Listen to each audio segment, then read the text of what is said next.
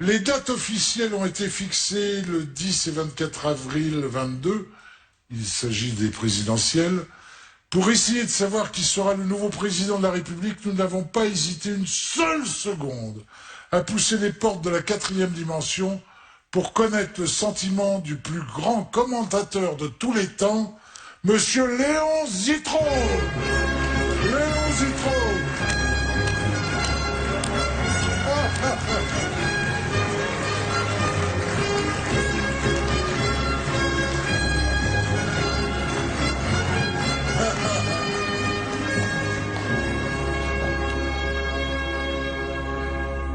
Mesdames et messieurs, bonsoir, ici Léon Zitrone, en direct du Palais des Repris de Justice, où nous allons tenter de suivre en direct la retransmission du Grand Prix de l'Élysée 2022, grâce aux moyens de l'ORTF. Les concurrents sont en train de se placer derrière les élastiques, ce qui me laisse le temps de vous dire un petit mot du grandissime favori de l'épreuve. Il s'agit du vainqueur de l'an dernier, de la dernière édition plus exactement, Manu Premier, entraîné par Alexandre Benalla, qui sera contraint en cas de défaite de traverser la rue pour trouver du travail. Il salue d'un petit geste discret sa compagne d'écurie, Brigitte, magnifique pouliche à la robe écarlate, robe évidemment payée par le contribuable français. Mais la croupe usée et les jarrets disloqués, Brigitte a décidé de suspendre sa carrière en faisant une ménopause. Une mini-pause, pardon.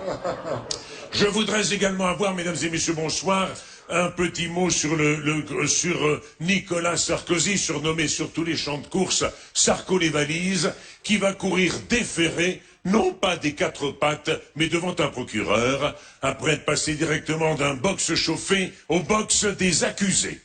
Mais les concurrents sont sous les ordres, et c'est parti. Excellent départ de Bayrou le Bègue, vieux cheval sur le retour, qui livre là son dernier combat. Il essaye à tout prix d'éviter le centre, et il a bien raison, car c'est là que se trouvent les trous du cul. Il est suivi de près par les couleurs du Rassemblement National, portées ici par Marine Le Pen, que l'on prononce aussi Marine Le Pen, Kazakh vert militaire, toc carotte Vichy, en hommage au régime de son père. Vient ensuite un concurrent expérimenté dont il faut se méfier, Mélenchon le dingo, Kazakh rouge, toc rouge, armé d'une faucille et d'un marteau. Mais voici que l'angle bouffi revient du dable Vauvert à couilles rabattues, souple comme un flanc. Il a retiré ses lunettes mais reste néanmoins un habitué du changement de monture. Les concurrents sont dans la ligne d'en face, sous la conduite de Royal Ségolène, jument haute sur pattes, avec son body qui pendouille sur le côté et qui laisse deviner un entrejambe dont on ne soupçonnait plus l'existence. Elle est suivie par les 2 autres femelles du lot, Hidalgo Labarjo, dont tout le monde se demande ce qu'elle fout sur un vélo, et Bachelot de Médeux, que l'on reconnaît aisément grâce à ses seins en gouttes d'huile et son postérieur en omelette norvégienne. Mais voici qu'en pleine piste, Strauss-Kahn la Saumure trouve l'ouverture et se glisse dans la fente.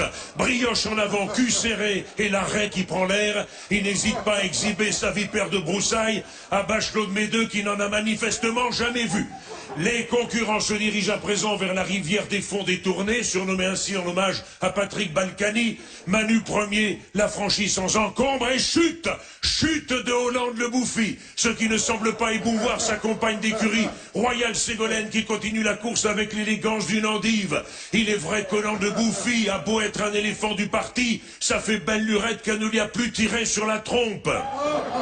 Oh là là, c'est l'hécatombe. Chute d'Hidalgo Labarjo, qui vient de s'accrocher sur les balais de la double barrière, perdant dans sa cabriole sa culotte de cheval et qui se retrouve les 4 pattes en l'air, nous offrant ainsi la possibilité de constater avec stupéfaction que la forêt amazonienne est encore bien garnie. À la sortie du dernier tournant, Manu Premier prend l'avantage sur Royal Ségolène et Marine Le Pen qui revient très vite à l'extérieur. Marine Le Pen qui est quant à elle, tenez-vous bien, à la cote de 69 contre 1. Et Dieu sait si pour un 69 il faut se tenir. Oh là là, mais voici que le plus petit poids de la course, Sarko les valises, trouve le passage dans la corde. Il a le poil brillant, la queue en trompette, il est resplendissant. Il va peut-être le faire sur le fil, il va peut-être l'emporter, il me semble que oui. Oh là là, quelle arrivée. Mais je n'en mettrai pas mes jumelles à couper, car fou de rage d'avoir encore perdu, Mélenchon le dingo vient de me casser mes lunettes. en me balançant sa faucille et son marteau en plein dans la gueule. Je suis totalement désemparé, je ne vois plus rien, je voudrais rassurer mes proches, je vais bien, mais je ne vois plus rien. Je vous disais, c'est très serré. On vient d'annoncer à l'instant même photographie générale à l'arrivée.